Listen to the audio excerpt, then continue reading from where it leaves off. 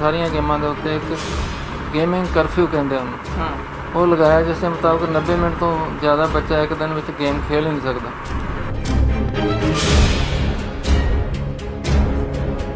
Data होना चाहिए, उसका प्रूफ होना चाहिए, आधार कार्ड वगैरह, ताकि माइनर बच्चा जोड़ा है वो मेजर बन के खेलना शुरू कर दे। तो माइनर के उत्ते पाबंदी लाते हो।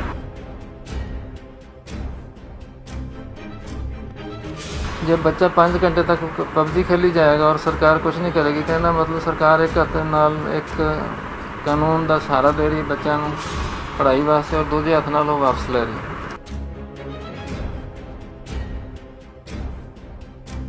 बच्चों के नाल एडी वड्डी ठगी मारनी, लाखां रुपए सिर्फ ये ले लेना कि एक असीं वर्चुअल सेल कर रहे हैं, एक तरह की नकली सेल कह लो कर रहे हैं, और एक्चुअल दे विच कोई सेल नहीं, उन्होंने कुछ मिलता नहीं है।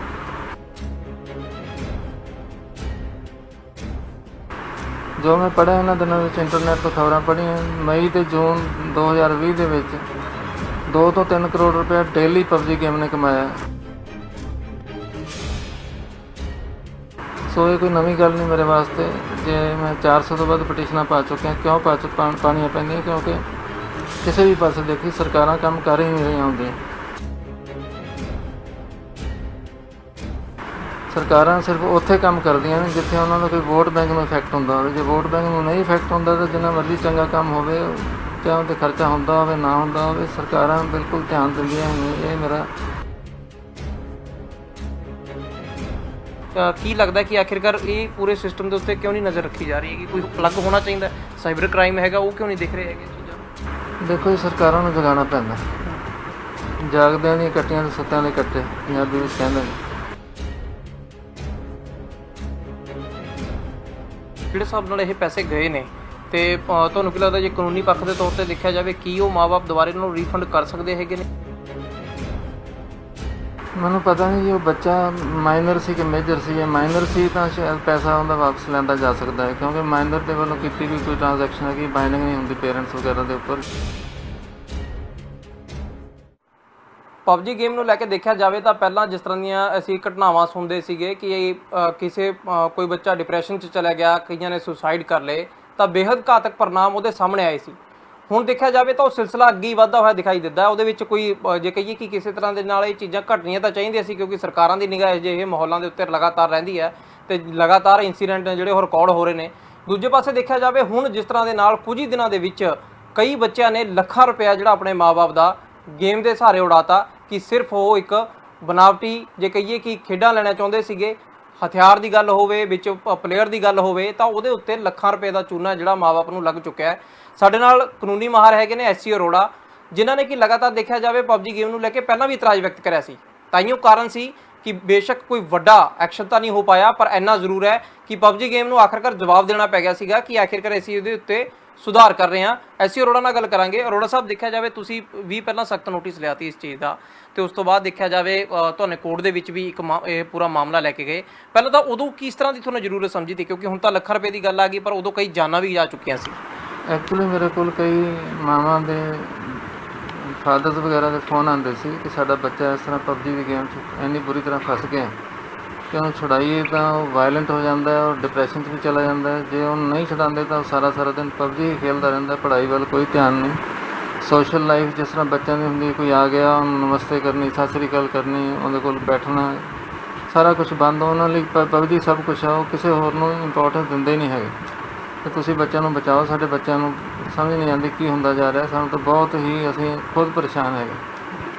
ਅਤੇ ਜਦੋਂ ਬਹੁਤ ਸਾਰੇ ਲੋਕਾਂ ਨੇ ਅਪਰੋਚ ਕੀਤਾ ਤਾਂ ਮੈਂ ਇਸ ਗੇਮ ਨੂੰ ਸਮਝਣ ਦੀ ਕੋਸ਼ਿਸ਼ ਕੀਤੀ, ਔਰ ਉਸ ਤੋਂ ਬਾਅਦ ਹਾਈ ਕੋਰਟ ਦੇ ਵਿੱਚ ਮੇਰਾ ਰਿਟ ਪਟੀਸ਼ਨ ਜਨਹਿਤ ਪਟੀਸ਼ਨ ਲਾਈ ਸੀ। ਉਸ ਦੇ ਵਿੱਚ 9 ਦਸੰਬਰ 2019 ਨੂੰ ਡਾਇਰੈਕਸ਼ਨ ਹੋਈ ਸੀ ਸੈਂਟਰਲ ਗੌਰਮੈਂਟ ਦੀ ਜਿਹੜੀ ਮਿਨਿਸਟਰੀ ਇਲੈਕਟ੍ਰੋਨਿਕਸ ਵਾਲੀ, ਉਹਨਾਂ ਨੂੰ ਇਹ ਡਾਇਰੈਕਸ਼ਨ ਹੋਈ ਸੀ ਕਿ ਤੁਸੀਂ ਇਹਦਾ SC ਅਰੋੜਾ ਵੱਲੋਂ ਦਿੱਤੇ ਗਏ ਜਿਹੜਾ ਰਿਪ੍ਰਜੈਂਟੇਸ਼ਨ ਹੈ ਉਸ ਦੇ ਉੱਤੇ ਫੈਸਲਾ ਕਰੋ। ਤਾਂ ਉਹ ਆਰਡਰ ਹਾਈ ਕੋਰਟ ਦਾ ਜਦੋਂ ਪਹੁੰਚਿਆ ਮਿਨਿਸਟਰੀ ਵਿੱਚ, ਤਾਂ ਮਿਨਿਸਟਰੀ ਨੇ ਪਬਜੀ ਗੇਮ ਜਿਹੜੇ ਕਰਵਾਉਂਦੇ ਸੀਗੇ ਉਹਨਾਂ ਨੂੰ ਮੇਰੀ ਪਟੀਸ਼ਨ ਦੀ ਕਾਪੀ ਭੇਜ ਦਿੱਤੀ, ਔਰ ਉਹਨਾਂ ਨੂੰ ਕਿਹਾ ਕਿ ਤੁਸੀਂ ਇਹਦੇ ਉੱਤੇ ਆਪਣਾ ਕਮੈਂਟ ਦਿਓ। ਉਹਨਾਂ ਨੇ ਆਪਣੇ ਕਮੈਂਟ ਕਈ ਮਹੀਨਿਆਂ ਤੋਂ ਬਾਅਦ, ਉਹ ਵੀ ਜਦੋਂ ਮੈਂ ਦੁਬਾਰਾ ਨੋਟਿਸ ਦਿੱਤਾ ਕਿ ਮੈਂ ਕੰਟੈਂਪਟ ਪਟੀਸ਼ਨ ਲਾਵਾਂਗਾ ਤਾਂ ਜਾ ਕੇ ਕਮੈਂਟ ਉਹਨਾਂ ਤੋਂ ਦੁਬਾਰਾ ਮੰਗੇ ਗਏ ਸਖਤੀ ਨਾਲ, ਔਰ ਉਹਨਾਂ ਨੇ ਕਮੈਂਟ ਦਿੱਤੇ।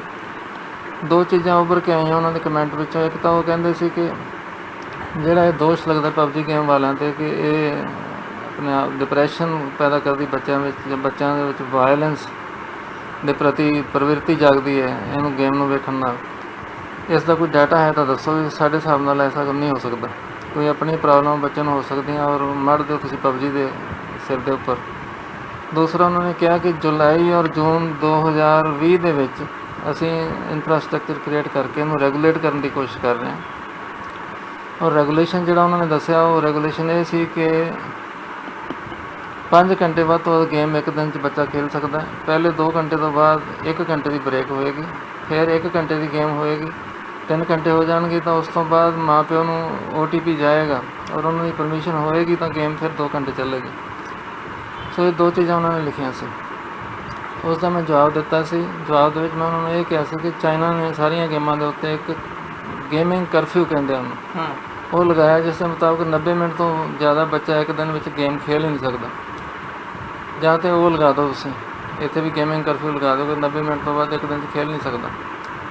ਦੂਸਰਾ, ਬੱਚੇ ਦੀ ਪੂਰੀ ਸਾਰੀ ਹੋਣੀ ਚਾਹੀਦੀ, ਤੁਹਾਡੇ ਕੋਲ ਡਾਟਾ ਹੋਣਾ ਚਾਹੀਦਾ, ਉਹਦਾ ਪ੍ਰੂਫ ਹੋਣਾ ਚਾਹੀਦਾ, ਆਧਾਰ ਕਾਰਡ ਵਗੈਰਾ, ਤਾਂ ਕਿ ਮਾਈਨਰ ਬੱਚਾ ਜਿਹੜਾ ਹੈ ਉਹ ਮੇਜਰ ਬਣ ਕੇ ਖੇਲਣਾ ਸ਼ੁਰੂ ਕਰ ਦੇਵੇ ਜੇ ਤੁਸੀਂ ਮਾਈਨਰ ਦੇ ਉੱਤੇ ਪਾਬੰਦੀ ਲਾਉਂਦੇ ਹੋ।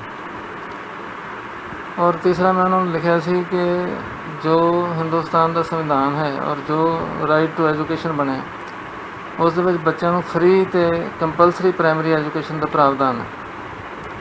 ਜੇ ਬੱਚਾ 5 ਘੰਟੇ ਤੱਕ ਪਬਜੀ ਖੇਲੀ ਜਾਏਗਾ ਔਰ ਸਰਕਾਰ ਕੁਛ ਨਹੀਂ ਕਰੇਗੀ ਤਾਂ ਇਹਦਾ ਮਤਲਬ ਸਰਕਾਰ ਇੱਕ ਹੱਥ ਨਾਲ ਇੱਕ ਕਾਨੂੰਨ ਦਾ ਸਹਾਰਾ ਦੇ ਰਹੀ ਬੱਚਿਆਂ ਨੂੰ ਪੜ੍ਹਾਈ ਵਾਸਤੇ ਔਰ ਦੂਜੇ ਹੱਥ ਨਾਲ ਉਹ ਵਾਪਸ ਲੈ ਰਹੀ।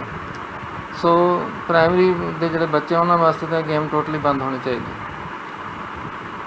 ਇਹ ਮੈਂ ਜਵਾਬ ਭੇਜਿਆ ਸੀ ਔਰ ਮੈਨੂੰ ਲੱਗਦਾ ਸੀ ਕਿ ਫੈਸਲਾ ਹੋਏਗਾ, ਜਲਦੀ ਹੋਏਗਾ। ਪਰ ਇਹਨੇ ਵਿੱਚ ਇੱਕ ਦੁਖਾਂਤ ਵਾਪਰਨਾ ਸ਼ੁਰੂ ਹੋ ਗਿਆ, ਜਿਹੜਾ ਪਤਾ ਲੱਗਿਆ ਕਿ ਗੇਮ ਦੇ ਵਿੱਚ ਬੱਚੇ ਅਪਗ੍ਰੇਡਡ ਕੋਈ ਵੀਪਨ ਲੈਣਾ ਚਾਹੁੰਦੇ ਆ ਖੇਲਣ ਵਾਸਤੇ, ਅਪਗ੍ਰੇਡਡ ਕੋਈ ਵਹੀਕਲ ਲੈਣਾ ਚਾਹੁੰਦੇ ਆ, ਜਾਂ ਅਪਗ੍ਰੇਡਡ ਕੋਈ ਅੱਛੀ ਯੂਨੀਫਾਰਮ ਲੈਣਾ ਚਾਹੁੰਦੇ ਤਾਂ ਉਸ ਦੇ ਵੀ ਪੈਸੇ ਚਾਰਜ ਕੀਤੇ ਜਾਂਦੇ ਨੇ ਇੱਕ ਵਰਚੁਅਲ ਸੇਲ ਦੇ। ਉਹ ਕਲਪਨਾ ਦੇ ਨਾਲ ਹੀ ਪਹਿਨਦੇ ਨੇ, ਕਲਪਨਾ ਦੇ ਨਾਲ ਹੀ ਖੇਲਦੇ ਨੇ। ਉਹ ਵਰਚੁਅਲ ਸੇਲ ਦੇ 16 ਲੱਖ ਰੁਪਏ ਇੱਕ ਬੱਚੇ ਤੋਂ ਚਾਰਜ ਕੀਤੇ ਗਏ, ਜਿਸ ਨੇ ਆਪਣੇ ਮਾਂ ਪਿਓ ਦੇ ਅਕਾਊਂਟ ਦੇ ਵਿੱਚੋਂ ਡੈਬਿਟ ਵਗੈਰਾ ਕਰਕੇ ਅਥਾਰਟੀ ਮਿਸਯੂਜ਼ ਕਰਕੇ ਉਹ ਪੈਸੇ ਪਬਜੀ ਖਿਲਾਉਣ ਵਾਲਿਆਂ ਨੂੰ ਭੇਜੇ।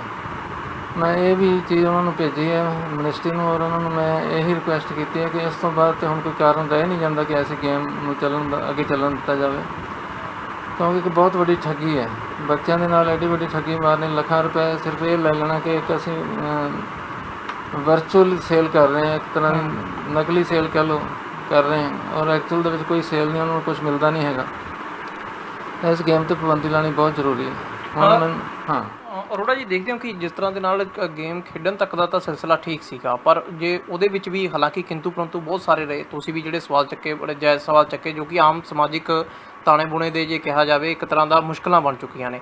ਪਰ ਇੱਕ ਗੇਮ ਦੇ ਵਿੱਚੋਂ ਹੁਣ ਇਹ ਨਿਕਲ ਕੇ ਆਉਂਦਾ ਕਿ ਵਰਚੁਅਲ ਸੇਲ ਦੇ ਨਾਮ 'ਤੇ ਲੱਖਾਂ ਰੁਪਏ, ਠੀਕ ਹੈ ਕੋਈ ਨੋਮੀਨਲ ਚਾਰਜਿਸ ਹੋਣ ਤਾਂ ਵੀ ਮੰਨਿਆ ਜਾ ਸਕਦਾ, ਲੱਖਾਂ ਰੁਪਏ ਜਾਂਦੇ ਨੇ। ਕਿਹਾ ਜਾਂਦਾ ਕਿ ਸੋਚਾ ਸਮਝਾ ਮਾਈਂਡ ਇੱਕ ਜਿਹੜਾ ਪਿੱਛੇ ਕੰਮ ਕਰਦਾ ਹੈਗਾ, ਉਹਨਾਂ ਨੂੰ ਪਤਾ ਹੈ ਵੀ ਕਿਵੇਂ ਪਹਿਲਾਂ ਐਡਿਕਸ਼ਨ ਪੈਦਾ ਹੋਣੀ ਹੈ ਅਤੇ ਉਸ ਤੋਂ ਬਾਅਦ ਉਹ ਵੀ ਇੱਕ ਉਹ ਵਰਗ ਵਾਸਤੇ ਜਿਹੜੇ ਕਿ ਬੱਚੇ ਹਰ ਇੱਕ ਚੀਜ਼ ਨੂੰ ਜਲਦੀ ਅਡੋਪਟ ਕਰ ਲੈਂਦੇ ਨੇ। ਬਿਲਕੁਲ ਜੀ, ਐਡਿਕਸ਼ਨ ਪਾਉਣ ਤੋਂ ਬਾਅਦ ਹੀ ਤੁਸੀਂ ਜਿਸ ਤਰ੍ਹਾਂ ਕਹਿੰਦੇ ਕਿਸੇ ਨੂੰ ਸ਼ਰਾਬ ਦੀ ਆਦਤ ਪਾਉਣੀ ਤਾਂ ਪਹਿਲਾਂ ਉਹਨੂੰ ਫਰਿੱਜ ਕੋਲ ਬੈਠ ਕੇ ਪਿਲਾਓ, ਮੁੜ ਕੇ ਆਪਣੇ ਆਪ ਖਰੀਦ ਕੇ ਪੀਣਾ ਸ਼ੁਰੂ ਕਰ ਲੈਂਦਾ। ਸੋ ਐਡਿਕਸ਼ਨ ਤੋਂ ਬਾਅਦ ਬੱਚਾ ਕੁਛ ਵੀ ਠੱਗੀ ਮਾਰ ਕੇ ਮਾਂ ਪਿਓ ਦੇ ਨਾਲ ਹੇਰਾਫੇਰੀ ਕਰਕੇ ਕੁਛ ਵੀ ਪੈਸੇ ਦੇਣ ਵਾਸਤੇ ਤਿਆਰ ਹੋ ਜਾਂਦਾ। ਜੋ ਮੈਂ ਪੜ੍ਹਿਆ ਇਹਨਾਂ ਦਿਨਾਂ ਵਿੱਚ ਇੰਟਰਨੈਟ ਤੋਂ ਖਬਰਾਂ ਪੜ੍ਹੀਆਂ, ਮਈ ਅਤੇ ਜੂਨ 2020 ਦੇ ਵਿੱਚ 2 ਤੋਂ 3 ਕਰੋੜ ਰੁਪਏ ਡੇਲੀ ਪਬਜੀ ਗੇਮ ਨੇ ਕਮਾਇਆ। ਸੋ ਇਹਨਾਂ ਧੰਦਿਆਂ ਕਰਕੇ ਕਮਾਇਆ, ਜਿਹੜੇ ਉਹਨਾਂ ਨੇ ਨਵੇਂ ਵਰਚੁਅਲ ਸੇਲ ਵਗੈਰਾ ਵੀਪਨ ਵਗੈਰਾ ਦੀ ਦੇਣੀ ਸ਼ੁਰੂ ਕਰ ਦਿੱਤੀ। ਸੋ ਇੱਕ ਬਹੁਤ ਵੱਡਾ ਪੈਸੇ ਕਮਾਉਣ ਦਾ ਸਾਧਨ ਬਣ ਗਿਆ, ਔਰ ਬੱਚਿਆਂ ਨੂੰ ਲੁੱਟਣ ਦਾ ਔਰ ਉਹਨਾਂ ਦੇ ਮਾਂ ਪਿਓ ਦੇ ਨਾਲ ਫਰਾਡ ਕਰਨ ਦਾ ਸਾਧਨ ਬਣ ਗਿਆ। ਤੇ ਸਰ ਅਰੋੜਾ ਜੀ, ਜਿਹੜੇ ਪਹਿਲਾਂ ਤੁਸੀਂ ਰਿਸਟ੍ਰਿਕਸ਼ਨਾਂ ਦੀ ਮੰਗ ਕਰੀ ਕਿ ਆਖਿਰਕਾਰ ਇਹ ਗੇਮ ਦੇ ਉੱਤੇ ਜਿਹੜੇ ਕਰਫਿਊ ਦੀ ਤੁਸੀਂ ਗੱਲ ਕਰੀ ਕਿ ਇੱਕ ਟਾਈਮ ਬਾਉਂਡ ਹੋ ਜਾਣਾ ਚਾਹੀਦਾ, ਬੇਸ਼ੱਕ ਬੱਚੇ ਖੇਡਣਾ ਵੀ ਚਾਹੁੰਦੇ ਨੇ ਉਹ ਵੀ ਉਹਨਾਂ ਨੂੰ ਮਿਲ ਜਾਏ ਅਤੇ ਦੂਜੇ ਪਾਸੇ ਨੁਕਸਾਨ ਵੀ ਨਾ ਹੋਵੇ, ਪਰ ਹੁਣ ਤਾਂ ਸਿਲਸਿਲਾ ਅੱਗੇ ਹੀ ਵੱਧਦਾ ਜਾ ਰਿਹਾ। ਪਹਿਲਾਂ ਜੇ ਸਿਲਸਿਲੇ ਦੀ ਗੱਲ ਕਰੀਏ, ਪਹਿਲਾਂ ਤਾਂ ਉਹੀ ਬਹੁਤ ਚਿੰਤਾਵਾਂ ਸੀ, ਬੱਚੇ ਕਿਸੇ ਨੂੰ ਮਿਲਦੇ ਨਹੀਂ ਸੀਗੇ, ਸਮਾਜਿਕ ਤਾਣਾ ਬੁਣਾ ਉਲਝ ਚੁੱਕਿਆ ਸੀ, ਉਹਨਾਂ ਦਾ ਮਾਈਂਡ ਵਾਸ਼ ਹੋ ਚੁੱਕੇ ਸੀਗੇ, ਪਰ ਹੁਣ ਇੱਕ ਲੁੱਟ ਦੇ ਸ਼ਿਕਾਰ ਕਰਨੀ ਵੀ ਵੱਧ ਰਹੇ ਨੇ। ਸਮਝਦੇ ਹੋ ਕਿ ਇਹਦੇ ਵਿੱਚ ਸਰਕਾਰਾਂ ਆਖਿਰਕਾਰ ਕਿੱਥੇ ਨੇਗੀਆਂ? ਇੱਕ ਵਕੀਲ ਹੈ, ਉਹ ਆਪਣੇ ਪੇਸ਼ੇ ਤੋਂ ਹਟ ਕੇ ਜੇ ਕਹੀਏ ਸਮਾਜਿਕ ਚੀਜ਼ ਨੂੰ ਬਚਾਉਣ ਵਾਸਤੇ, ਤਾਣੇ ਬੁਣੇ ਨੂੰ ਬਚਾਉਣ ਵਾਸਤੇ ਲੱਗਿਆ ਹੋਇਆ, ਪਰ ਸਰਕਾਰਾਂ ਦਾ ਰੋਲ ਸਮਝਦੇ ਹੋ ਵੀ ਪਹਿਲਾਂ ਉਹਨਾਂ ਦੀ ਜ਼ਿੰਮੇਵਾਰੀ ਸੀ, ਤੁਹਾਡੀ ਨਹੀਂ ਸੀ? ਜੇ ਸਰਕਾਰਾਂ ਆਪਣੀ ਜ਼ਿੰਮੇਵਾਰੀਆਂ ਪੂਰੀਆਂ ਕਰਦੀਆਂ ਹੁੰਦੀਆਂ ਤਾਂ ਮੇਰੇ ਖਿਆਲ ਜਿਹੜੇ ਜਨਹਿਤ ਪਟੀਸ਼ਨ ਦਾ ਜਿਹੜਾ ਕੌਨਸੈਪਟ ਹੀ ਸ਼ਾਇਦ ਨਾ ਹੁੰਦੀ। ਇਹ ਕੌਨਸੈਪਟ ਹੀ ਤਾਂ ਬਣੀ ਜਦੋਂ ਅਸੀਂ ਦੋਸ਼ ਲਾਉਂਦੇ ਹਾਂ ਕਿ ਕੋਰਟਾਂ ਜਿਹੜੀਆਂ ਪ੍ਰੋਐਕਟਿਵ ਹੋ ਗਈਆਂ, ਆਪਣੇ ਉਹ ਜਿਹੜੀਆਂ ਪਾਵਰਾਂ ਹੈਗੀਆਂ ਜੁਰਿਸਡਿਕਸ਼ਨ ਉਸ ਤੋਂ ਬਾਹਰ ਜਾ ਕੇ ਕਰਦੀਆਂ। ਕਿਉਂ ਕਰਦੀਆਂ? ਇਸ ਕਰਕੇ ਕਰਨੀਆਂ ਪਈਆਂ ਕਿ ਲੋਕਾਂ ਦੀ ਇਹ ਸ਼ਿਕਾਇਤ ਆਉਣੀ ਸ਼ੁਰੂ ਹੋ ਗਈ, ਸਾਰੀ ਜਨਤਾ ਦੀ, ਕਿ ਸਰਕਾਰਾਂ ਕੁਛ ਨਹੀਂ ਕਰ ਰਹੀਆਂ, ਸਰਕਾਰਾਂ ਆਪਣੀ ਡਿਊਟੀ ਨਹੀਂ ਕਰ ਰਹੀਆਂ। ਇਹ ਜਨਹਿਤ ਪਟੀਸ਼ਨਾਂ ਦਾ ਜਿਹੜਾ ਬਣਿਆ ਸਾਧਨ ਬਣਿਆ, ਇਹ ਬਣਿਆ ਹੀ ਇਸੇ ਕਰਕੇ ਹੈ ਕਿ ਸਰਕਾਰਾਂ ਕੰਮ ਨਾ ਕਰਨ ਤਾਂ ਕੋਰਟਾਂ ਦੇ ਥਰੂ ਸਰਕਾਰਾਂ ਨੂੰ ਹਦਾਇਤਾਂ ਦਵਾਈਆਂ ਜਾਣ। ਸੋ ਇਹ ਕੋਈ ਨਵੀਂ ਗੱਲ ਨਹੀਂ ਮੇਰੇ ਵਾਸਤੇ।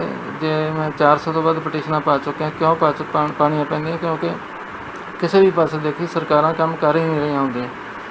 ਸਰਕਾਰਾਂ ਸਿਰਫ ਉੱਥੇ ਕੰਮ ਕਰਦੀਆਂ ਨੇ ਜਿੱਥੇ ਉਹਨਾਂ ਦਾ ਕੋਈ ਵੋਟ ਬੈਂਕ ਨੂੰ ਇਫੈਕਟ ਹੁੰਦਾ ਹੋਵੇ। ਜੇ ਵੋਟ ਬੈਂਕ ਨੂੰ ਨਹੀਂ ਇਫੈਕਟ ਹੁੰਦਾ ਤਾਂ ਜਿੰਨਾ ਮਰਜ਼ੀ ਚੰਗਾ ਕੰਮ ਹੋਵੇ, ਚਾਹੇ ਉਹਦੇ ਖਰਚਾ ਹੁੰਦਾ ਹੋਵੇ ਨਾ ਹੁੰਦਾ ਹੋਵੇ, ਸਰਕਾਰਾਂ ਬਿਲਕੁਲ ਧਿਆਨ ਦਿੰਦੀਆਂ ਹੀ ਨਹੀਂ। ਇਹ ਮੇਰਾ ਨਜ਼ਰੀਆ ਹੀ ਨਹੀਂ, ਇਹ ਮੇਰਾ ਤਜਰਬਾ ਹੈ, ਮੈਂ ਕਹਿੰਦਾ ਕੁਝ ਸਾਲਾਂ ਦਾ।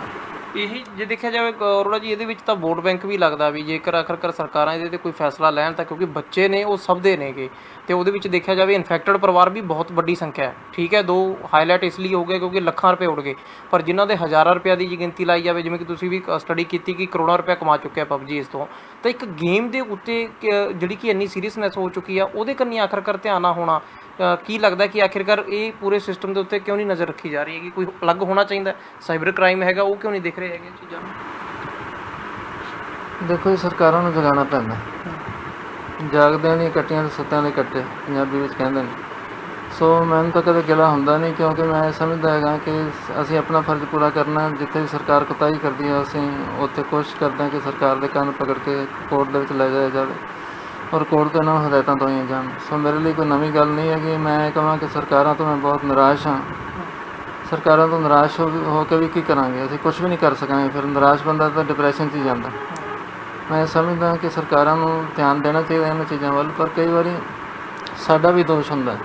ਤੁਸੀਂ ਖੁਦ ਸਟਾਰਟਿੰਗ ਵਿੱਚ ਹੀ ਕਿਹਾ ਕਿ ਮੈਂ ਇਹ ਮਸਲਾ ਉਠਾਇਆ, ਪਹਿਲਾਂ ਕਿਸੇ ਨੇ ਨਹੀਂ ਉਠਾਇਆ ਸੀ। ਸਭ ਨੂੰ ਪਤਾ, ਮੈਨੂੰ ਤਾਂ ਪਤਾ ਵੀ ਨਹੀਂ ਸੀ। ਮੈਨੂੰ ਤਾਂ ਲੋਕਾਂ ਨੇ ਫੋਨ ਕੀਤੇ ਤੇ ਮੈਂ ਕੀਤਾ।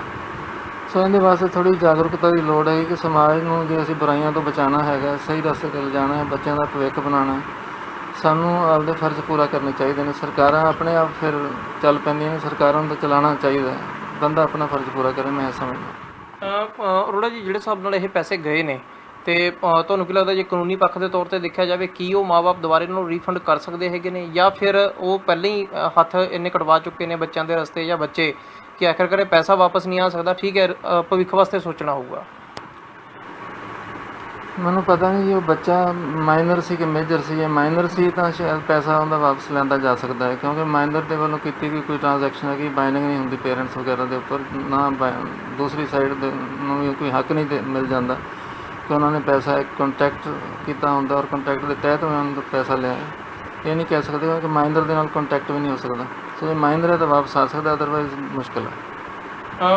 ਅਰੋੜਾ ਜੀ, ਦੇਖਿਆ ਜਾਵੇ ਹੁਣ ਜਿਸ ਤਰ੍ਹਾਂ ਦੇ ਨਾਲ ਤੁਸੀਂ ਲਿਖਿਆ ਪਬਜੀ ਨੂੰ, ਕਿ ਲੜਾਈ ਦੇ ਵਿੱਚ ਅੱਗੇ ਫਿਰ ਕੀ ਰਹੂਗਾ? ਕਿ ਜੇ ਕੋਈ ਜਵਾਬ ਆਉਂਦਾ, ਹਾਲਾਂਕਿ ਜਿਹੜਾ ਪਹਿਲਾਂ ਜਵਾਬ ਆਇਆ ਸੀ ਉਹਨਾਂ ਨੇ ਉਹਦਾ ਵੀ ਤੁਹਾਨੂੰ ਰਿਪਲਾਈ ਫਾਈਲ ਕੀਤਾ ਕਿ ਹੋਰ ਕਈ ਤਰ੍ਹਾਂ ਦੀਆਂ ਮੰਗਾਂ ਤੁਸੀਂ ਡਿਮਾਂਡਸ ਅੱਗੇ ਰੱਖੀਆਂ, ਪਰ ਹੁਣ ਜਿਹੜੀ ਆ ਸਿਚੁਏਸ਼ਨ ਬਣਦੀ ਜਾਂਦੀ ਹੈ, ਤੁਹਾਨੂੰ ਲੱਗਦਾ ਕਿ ਆਖਿਰਕਾਰ ਇਕੱਲੇ ਨਿਯਮ ਸ਼ਰਤਾਂ ਬਦਲ ਕੇ ਇਹ ਚੀਜ਼ਾਂ ਨੂੰ ਸੁਧਾਰਿਆ ਜਾ ਸਕਦਾ ਹੈਗਾ ਗੇਮ ਵੱਲੋਂ?